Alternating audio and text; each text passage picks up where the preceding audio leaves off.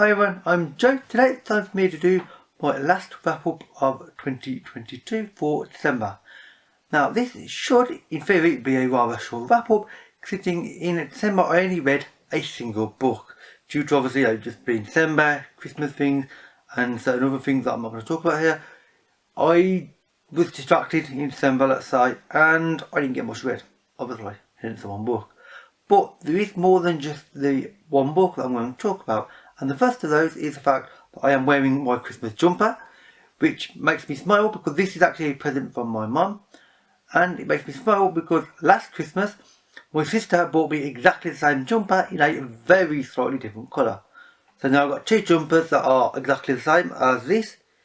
The other one is mildly darker, but so mild though that you actually wouldn't be able to tell unless you're in an exceptionally well lit room.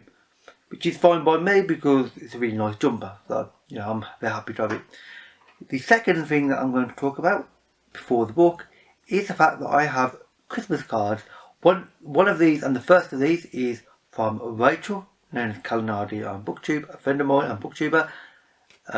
Rachel is great, and we have been sending Christmas cards to each other for at least 4 years now, 5. It could even be 6. I'm not entirely sure at this point anymore.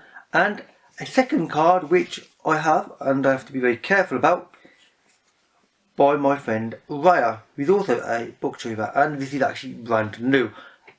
This has only just been delivered in the post about 10 minutes ago, and I haven't actually opened this yet, so I'm going to open it straight away. Well, at least I hope I will.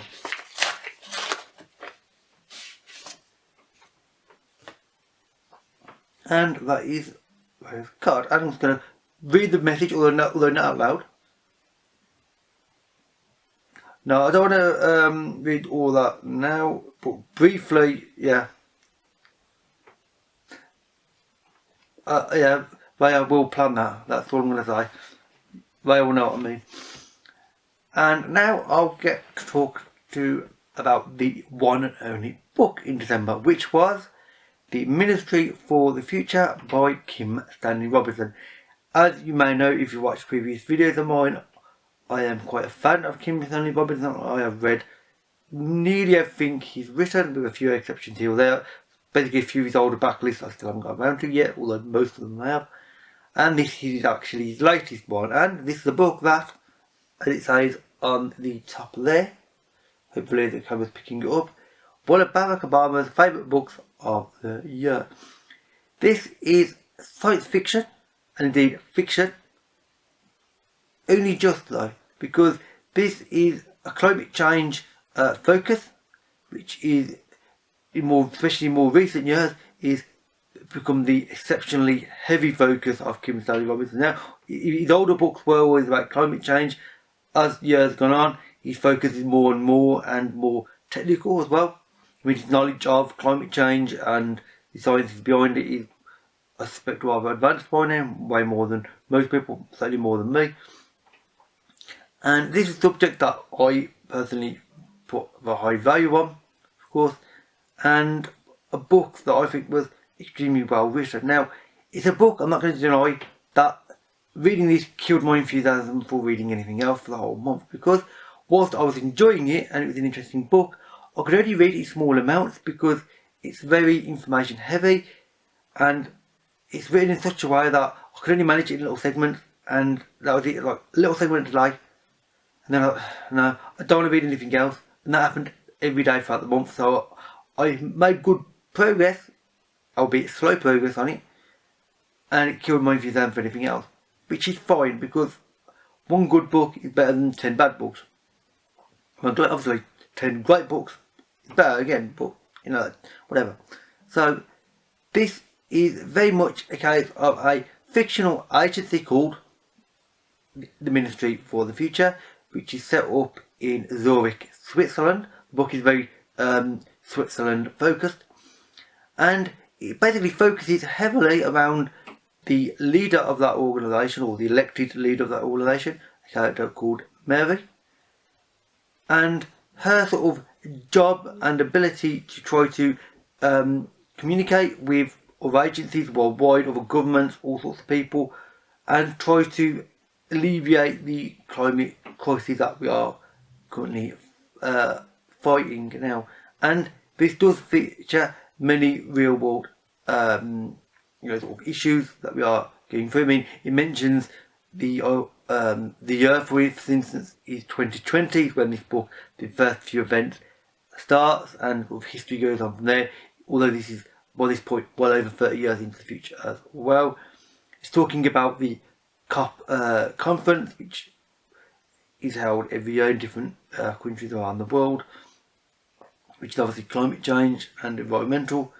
And it's talking about basically if, and indeed when, the climate problem becomes more dramatic than it even is now, when it already is at that point or close to it, then how can we alleviate it when things start becoming such a problem? For instance, it starts off with a heat wave in India that is so severe it kills tens of millions of people in one go, and it's the worst natural disaster in human history. It's saying that because theoretically it could happen. Same as a lot of the events in this book.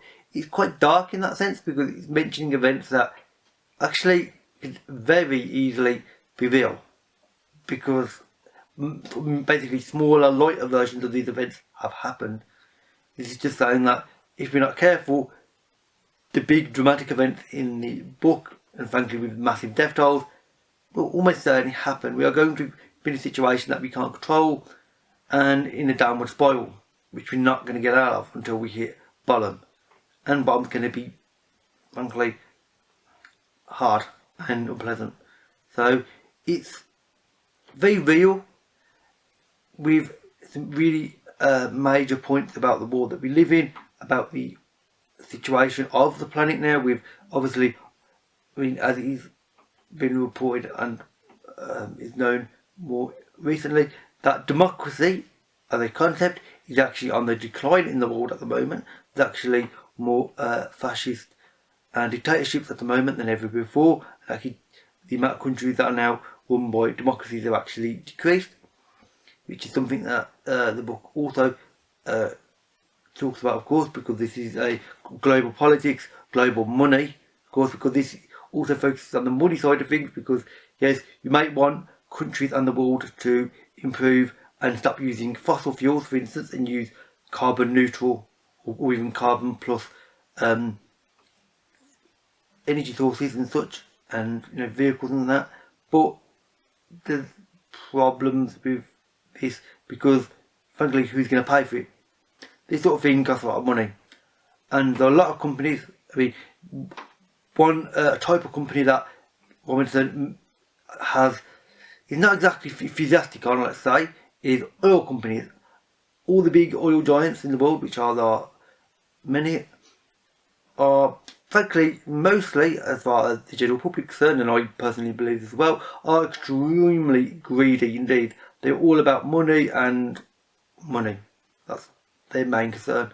Environmental, not really. And he's trying to say that basically these companies have to adapt.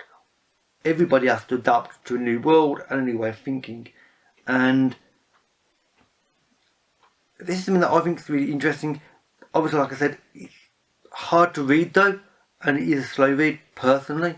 I know the person that I mentioned at the start of this video, Rachel, who sent me the Christmas card, she's currently reading this book, and she's been very slowly reading it, or I think it's an audio book actually, Rachel's been listening to it, for at least 6 months, a year, I think, actually at this point, since last year, reading it in little bits. And I can understand why, because this took me an entire month. It's a hard book to read, but a worthwhile book, and I'm glad I read it. I'm not going to reread it too often though, because this would kill my reading off too often. I can't, and I'm trying to make videos about books. A book that purposely I know, rereading a book that I know killed my reading ability for a month. No, but I don't reread too often anyway these days. So this is an interesting book with interesting ideas and concepts, well written, and if you like Kim Stanley Robinson and anything to do with climate change, then you will like this book because it's got some really interesting ideas in it. I was going to do a separate review of this, but frankly I feel as though, especially at this exact moment that I've virtually done a review talking about it in this video, as it's the only book in this video. So essentially count this as its individual review, frankly.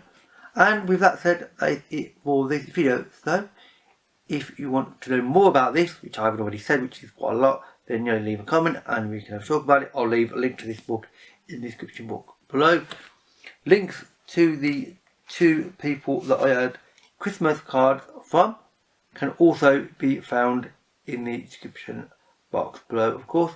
They are both great, Rachel and Raya. I would highly recommend checking out their channels. They're both really nice people in person. I've met them several times and they are really fun to spend time with. And with that, that is it for this video. So I hope everybody has had a nice Christmas. I hope that you've had a nice New Year.